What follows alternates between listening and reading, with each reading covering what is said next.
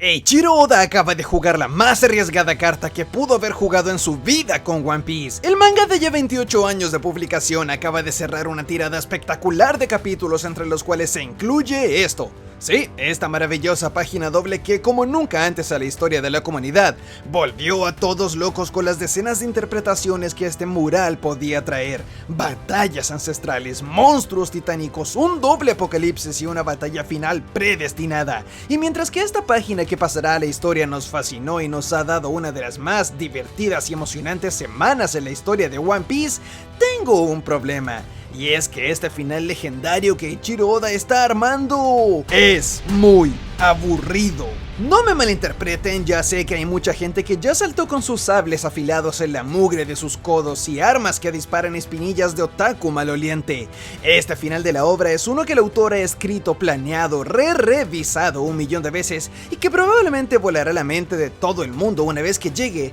Pero en serio necesito que me den un momento para explicar a lo que me refiero. Y les aseguro que luego de explicar mis puntos sobre esta profecía siendo aburrida de acá al final del video, estarán de acuerdo conmigo, porque sé que hay muchos que aún dudan. Lo que no hay que dudar nunca es que en este día de los enamorados deben usar protección, pillines. Y sí, hablo exactamente de lo que están pensando. Deben usar protección para evitar problemas llevando siempre con ustedes a Kaspersky, el antivirus que es tan bueno que la palabra antivirus le queda pequeña. La empresa de ciberseguridad líder a nivel mundial trae para nosotros un solo software que lo tiene todo. ¿Tienes idea de cuántas decenas de archivos basura y peligrosos hay en tus dispositivos justo ahora? Te aseguro que muchos, dejando así en riesgo tus datos personales, privacidad e incluso tus datos financieros, siendo una posible víctima de robos y estafas. Afortunadamente, con un solo clic y en menos de un minuto, literalmente, Kaspersky se encarga de encontrar y reportar todas estas amenazas, diciéndote exactamente qué archivos son los que representan un peligro y asegurándose de eliminarlos de manera segura. ¿Que se preguntan por qué no tengo ningún archivo peligroso? Por supuesto, sí, yo uso Kaspersky siempre y es por eso que mis dispositivos están impecables y fuera de peligro, con funcionalidades de VPN, navegación privada y mucho más al alcance de un solo clic. Kaspersky es un producto que debes tener sí o sí y usar en el internet en el 2025. Obténlo usando el link que está en la descripción de este video y consigue un espectacular 30% de descuento en este increíble producto. Y si te apresuras y lo obtienes durante los próximos días, tendrás un 35% de descuento extra por sobre el anterior 30%. ¡Qué ofertón! Solo haz clic en el link que está ahí abajo y no te pierdas la oportunidad de vivir el internet como se debe hoy gracias a Kaspersky. Bien, comencemos con las bases y explicando el lado positivo. Antes de exponer el por qué este final profetizado en One Piece es aburrido y decepcionante, es necesario primero dejar en claro el por qué no lo es. Es decir, que el hecho de que tenga este gran problema no significa que no esté espectacularmente escrito, presagiado y cómo va de la mano con todos los mensajes de la serie hasta ahora. El final de One Piece, según el tercer mundo, nos narra lo siguiente. Del caos surgió la nada. Los remanentes del incómodo recuerdan el día de la promesa y escuchan la voz de sus compañeros de la media luna. El dios del sol danza y ríe mientras conduce al mundo hacia su final. El sol regresará y un nuevo amanecer junto con él, y ellos esta vez seguramente se podrán encontrar. No importa cómo lo leas, lo que Oda nos está queriendo decir en este tercer mundo es directamente que el mundo como lo conocemos hoy en día llegará a su final. Gracias al mural podemos darnos cuenta fácilmente que esto será a través de una guerra. Sí, violencia, destrucción y muerte serán inevitables a la hora de luchar contra la raíz de todo mal. No solo esto es algo que ya nos los dice el mural, sino que por cuestiones de estructura, Oda lleva obviamente conduciendo la obra hacia una guerra final masiva desde hace mucho tiempo, aliando a Luffy con miles de guerreros en grupo y ejércitos armados, con Shirohige anunciando que una guerra final sería inevitable en sus últimos momentos, y el mismo autor ha declarado que existe una batalla final en el manga sí o sí. Por lo tanto, es importante comenzar desde esa base.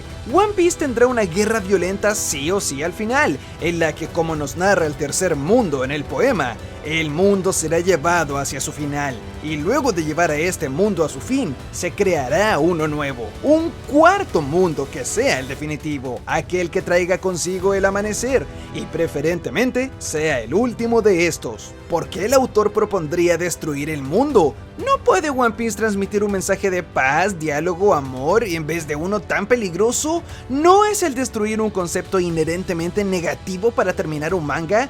Y es ahí donde la magia comienza. Porque si recordamos bien, esta idea de destruir el mundo para construir uno nuevo no es ninguna novedad en One Piece, sino que es un tema que antes ya se ha tocado en menor escala.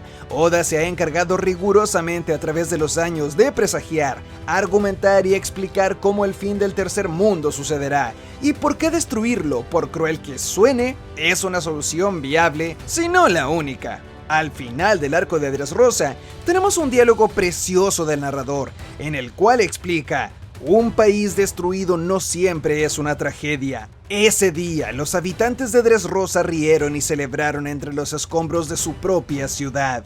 Este diálogo nos explica que de vez en cuando es necesario destruir el mundo actual para dar paso a uno mejor. Sabemos que a Oda le encanta agregar detalles del final de la obra, pero a menor escala, en muchos arcos de One Piece, y este diálogo de Dressrosa sin duda nos explica que al final de la obra, el mundo debe ser destruido, no solo porque esa es la consecuencia natural de una guerra, sino que el destruir un mundo da la oportunidad de construir uno nuevo. Es por esa misma razón que la gente de Dressrosa, en vez de llorar el hecho de haber perdido todas sus casas y de tener una isla partida por la mitad, estaban concentrados en la felicidad de dejar de ser marionetas de Doflamingo, el dragón celestial que desde las sombras controlaba todas sus vidas. ¿Les suena esto algo? Exactamente, es lo mismo que Im hace a escala global, los controla y los limita desde su trono. La idea de destruir un mundo para dar paso a otro no es algo que solo hayamos visto en Dressrosa. De hecho, en el mismo arco de Wano, el autor se tomó la molestia de decírnoslo a la cara directamente, en el final de la batalla de Hawkins contra Killer, cuando nos presentó la carta de la torre. En dicho capítulo, Hawkins sacó una carta que jamás esperó encontrar, y que según el narrador, la carta de la torre apareciendo indica que en el futuro veremos dos eventos. El primero es la destrucción de lo antiguo, y el segundo, la creación de un nuevo camino. Esta es exactamente la misma idea recién expuesta. Es Oda diciéndonos que aquel que está en el poder está a punto de caer, y una vez que su caída llegue, alguien se encargará de crear un nuevo camino. Y si bien esto va ligado de manera más literal al micro conflicto que es el arco de Wano, y se refiere a la caída de Kaido y el ascenso de Luffy al puesto de Yonko, es obviamente el autor nuevamente recalcando la idea de que la única manera de seguir adelante de la historia y de crear un nuevo camino de paz y armonía para aquellos que sufren es, como dice literalmente este diálogo, la destrucción de lo antiguo. La destrucción de lo antiguo. Y es que esto de paso se presagia al final del arco de Skypiea, en donde posteriormente a la destrucción de la isla y de que Luffy venciera a Enel luego de que él envíe su castigo divino y convierta la isla en ruinas, un nuevo amanecer llegó. No importó que todos los habitantes se hayan quedado sin casa, sin islas o incluso bajas en la guerra. Todo lo que importó en ese momento es que esta fue una oportunidad para comenzar de nuevo.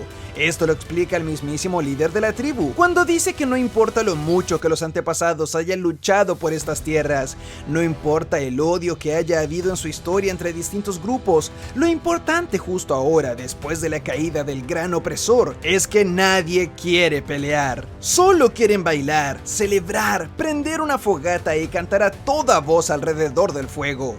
Una vez que Enel perdió, de repente todos se dieron cuenta que pelear no tenía sentido alguno, que habían perdido el tiempo durante siglos luchando entre ellos, lo que nos lleva a una conclusión que se puede extrapolar al universo de One Piece, y es que el problema que mantiene al mundo en la oscuridad nunca fueron las diferencias entre los habitantes del mundo, ni sus razas, ni sus colores, ni tamaños, ni clase social. El problema siempre fue el líder que controlaba a las masas para que esas diferencias existan en primer lugar, y para darse cuenta de esto, fue y será necesario destruir el mundo junto con sus líderes actuales para crear uno nuevo, un nuevo camino, justo como indica la carta de la torre y la profecía de los Harley, es necesario destruir el actual, y esa es una misión que Luffy ya ha llevado a cabo en arcos individuales, y al final de la obra lo tendrá que hacer a escala global, destruyendo el tercer mundo por completo y creando uno nuevo. Ya sé lo que muchos se preguntarán, ¿cómo es posible que Oda haga esto? ¿Cómo puede el autor proponerse el hacer que el protagonista lleve a cabo tal hazaña? ¿Cómo Luffy tendría el poder de destruir el concepto de mundo como lo conocemos? ¿De dónde sacaría tanto poder? ¿Cómo es esto posible? Y mientras que la respuesta podría ser un fin del mundo algo más metafórico que físico, la respuesta podría ser también sencilla y cliché: el poder de la amistad.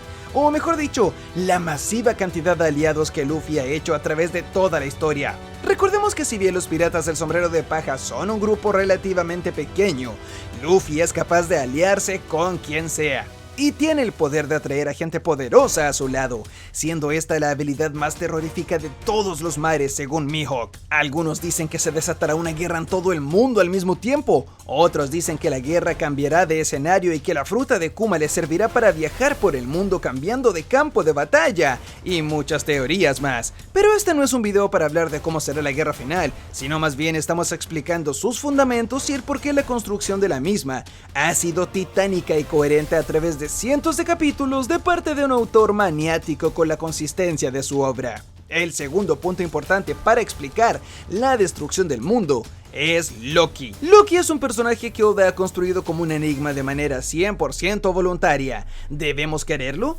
¿Debemos odiarlo? ¿Qué intenciones tiene? ¿Por qué parece ser tan violento y por qué todos hablan mal de él? Todas estas preguntas y ambigüedades están aquí porque el autor quería que nos las preguntemos. A estas alturas, al menos para la fecha de grabación de este video, Loki es un comodín que puede aún caer hacia cualquier dirección. Puede ser bueno, puede ser malo, puede ser un antihéroe o puede ser su propio concepto mixto sin clasificación. Sin embargo, hay que darnos cuenta de los diálogos que nos ha dicho a través de los últimos meses, ponerlos en perspectiva y darnos cuenta que todos sus diálogos violentos y aparentemente injustificados y barbáricos de repente tienen sentido. Uno muy claro. 1. Loki dijo en el capítulo 1136 que destruirá este mundo. 2. Loki dijo en el capítulo 1130, soy el dios del sol que traerá el fin a este mundo. 3. Loki dijo en el capítulo 1131 que el Meikai, el lugar en donde él vive, es un mundo en donde el sol ha muerto. En su momento estos diálogos parecían edgy, maliciosos y sin sentido. Parecía ser un bárbaro que quería lanzar un rayo láser y hacer explotar el planeta sin más. Sin embargo, con el contexto de Harley, nos damos cuenta de que cuando Loki habla de destruir el mundo y que era el dios del sol que traería al final a este, solo se refiere a que se siente responsable de cumplir con el papel del dios del sol que se narra en estos textos, y que más que buscar lastimar y dañar el planeta solo porque sí, lo que Loki busca es algo más metafórico. Cuando él dice que quiere destruir el mundo, no se refiere necesariamente a de manera literal, sino que más metafórica. Loki quiere destruir el sistema que rige este mundo, es un aliado de la lucha contra el malvado Im. Esto, de nuevo, está presagiado en el mismo mural, en donde vemos que un guerrero gigante sí o sí participará en la guerra final contra la oscuridad. Y además de todo esto indica que Loki tiene también razones personales para odiar al gobierno. Esta teoría ya es algo repetida alrededor del fandom, pero la explicaré rápidamente para aquellos que no la conocen y lo haré breve para no quitarles mucho tiempo. Pero por ahora, todo indica que toda la historia de Loki quitándole la vida a su padre debido a que es un demente es una mentira. Este es un tropo que Oda adora repetir una y otra vez en la obra, siendo la última vez en el mismo arco anterior, donde nos reveló que todos los mitos sobre Kuma siendo un cruel tirano era mentira, y que realmente es un hombre con el corazón tan puro que no mataría ni una mosca. En este caso, Oda haría lo mismo, y se preocuparía de presentar a Loki como alguien inconfundiblemente malvado, en donde todos los personajes hablan de lo salvaje que es, de lo irresponsable, desconsiderado y violento que ha sido toda su vida. Alguien apodado el príncipe de las maldiciones que trae consigo la mala fortuna y que incluso estaba predestinado a la tragedia. Tan así es, hasta el punto caricaturesco de tener que ser encerrado debido a que cometió el crimen mayor, y en busca de poder, fue supuestamente capaz de quitarle la vida a su propio padre, el rey Harald. El problema con todo esto es que el rey Harald, según se nos narra, era un gran partidario de cesar con las actividades violentas de Eldbaf. Él quería convertir a la isla en una región de mercantes, dejando de lado la batalla y el orgullo. ¿Y saben qué se necesita para convertirse en un país de negocios? Exactamente, aliarse con el gobierno mundial. Es casi imposible querer abrir las fronteras de un país al mundo, reducir sus fuerzas militares y no rendirse ante el gobierno que proporcionará los medios necesarios para mejorar la economía a cambio de vender su alma a ellos. La teoría explica que el rey Harald estaba dispuesto a rendirse ante el gobierno y convertirse en un país afiliado, inclusive ofreciendo a sus propios habitantes para ser alistados como soldados de la marina, de los cuales ya sabemos y hemos visto. Y pensándolo bien, es posible que Harald incluso haya estado al tanto de los negocios turbios de Mother Caramel, siendo no solo testigo sino que también cómplice de estas ventas macabras. Siendo que Loki estaba en contra de su padre vendiendo a su pueblo por dinero y de que se había aliado con gente tan despreciable, se dio cuenta de que su padre era también parte del sistema, de la oscuridad contra la que Nika, su adorado dios, luchaba en contra. Es por eso que niega y jamás aceptará unirse a los caballeros divinos. Eso es lo que desembocó en una serie de eventos que terminaron con el rey sin vida, y Loki, por supuesto, tratado como loco de mente, culpable del fallecimiento de su padre, y por supuesto se le vendió al resto de la isla como alguien violento, sin fundamentos y que solo buscaba la guerra. Porque sí, incluso en este momento me atrevería a decir que es inocente de todo lo que se narra con su padre, y que el homicida realmente fue otro, cuando él, en el fondo, solo luchaba para ser lo más fiel a Nika, dios que se supone que todo Eldbaf sigue, pero que terminó con un trágico final debido a los actos de, probablemente, Jarl, el único testigo del incidente de aquel día, que es venerado como un gran líder por todos los habitantes y que sospechosamente tiene una espada que se ve muy falsa clavada en su cabeza todo el tiempo. Si Loki fuese malo, ¿se habría hecho amigo de todos los castigados y rechazados del Meikai? ¿Sería amigo de los animales? ¿Se habría preocupado por el daño que Gunko les hizo y juraría venganza por lo sucedido con sus amigos? El solo hecho de que Loki se niegue a unirse al gobierno mundial lo explica todo. Él prefiere estar encerrado para siempre antes que unirse a los cerdos que están en contra del gran dios Nika. Todo esto nos dice a la cara que Loki no es alguien malo, sino que alguien de buen corazón que, puesto en la posición que está, es difícil no confundirse.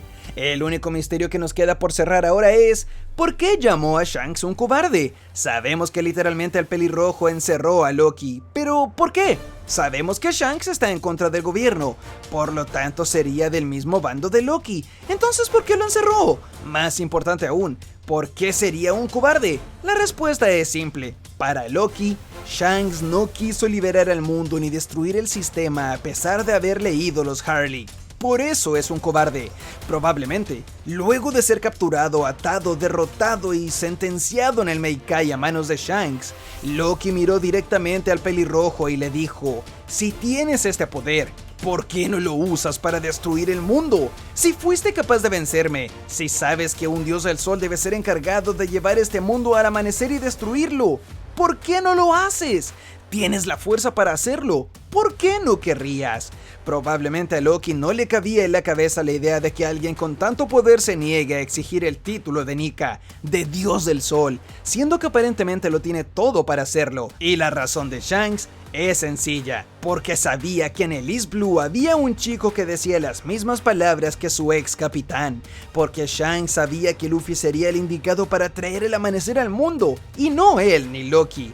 Es por eso que una vez que encerró al príncipe de las maldiciones y se negó a vivir creyéndose Nika como todo el resto de guerreros, este lo catalogó como cobarde, pues teniéndolo todo para ser el dios del sol según su perspectiva, terminó no haciéndolo. Y como dijimos, esto fue a causa de que Shanks ya tenía un postulante más adecuado en mente. Entonces, ¿por qué si llevo todo el video diciendo que esto está bien escrito y es interesante, comencé diciendo que al mismo tiempo es aburrido y decepcionante? La respuesta es sencilla porque con tanta profecía y tantos elementos que por ahora van siguiendo al pie de la letra todo lo que dice el mural Harley, ¿no creen que esto le quita impacto y sorpresa al final de la obra?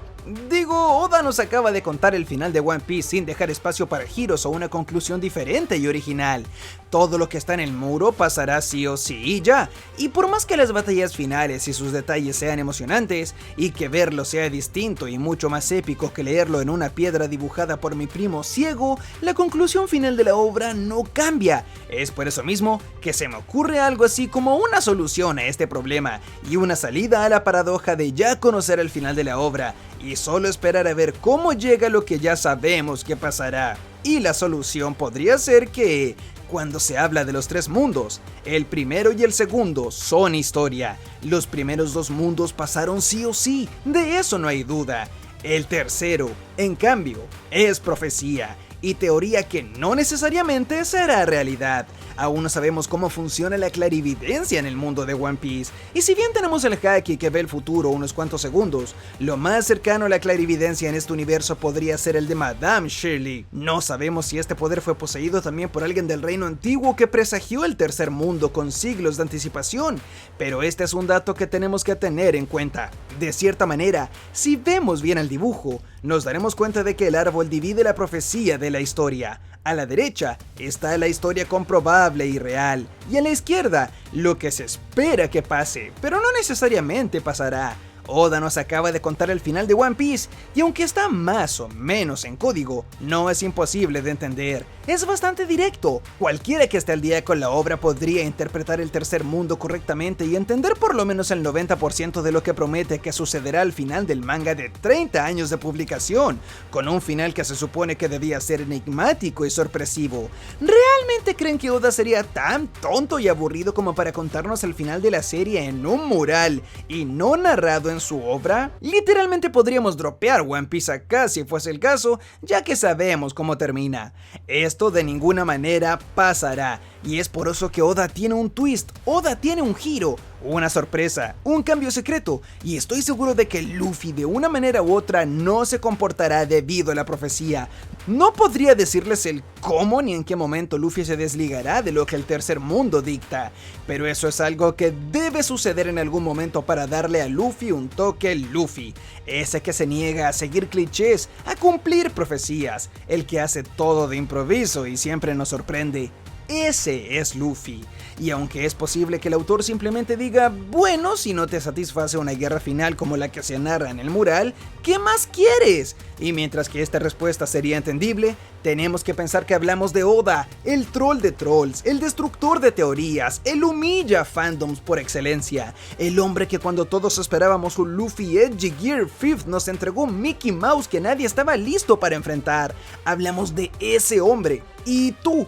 ¿Crees que Luffy lleva el tercer mundo a su fin como lo dice la profecía, destruyéndolo todo? ¿O cabrá algún giro argumental en el cual Luffy, en vez de destruirlo, lo haga cambiar sin necesidad de llevarlo a su fin? ¿Seguirá un camino ya trazado al pie de la letra, siendo así no libre, lo cual va en contra de todo el personaje de Luffy y su gran sueño? ¿O Oda tendrá algún as bajo la manga? ¿Quién sabe? Quizás para Luffy lo necesario no es destruir, y nuestro muchacho, improvisadamente, o mejor dicho, siendo él mismo, nos traerá otra salida a este ancestral conflicto. Y muchas gracias por ver el video, pero como sabes, esto no es nada sin tu comentario, así que deja uno abajo y veamos qué tal. Ustedes saben que los leo absolutamente a todos y cada uno. Si llegaste a la parte final del video, por favor comenta la palabra rico. Si comentas rico, sabré que eres rico y suave. Así que ya saben, me muero por leer todos sus comentarios porque Dios mío, puede que este video sea una paradoja interminable y nadie en los comentarios tenga ninguna respuesta coherente o satisfactoria a este conflicto. Así que sin nada más que decir, yo soy Gab y nos vemos en los comentarios. ¡Chau!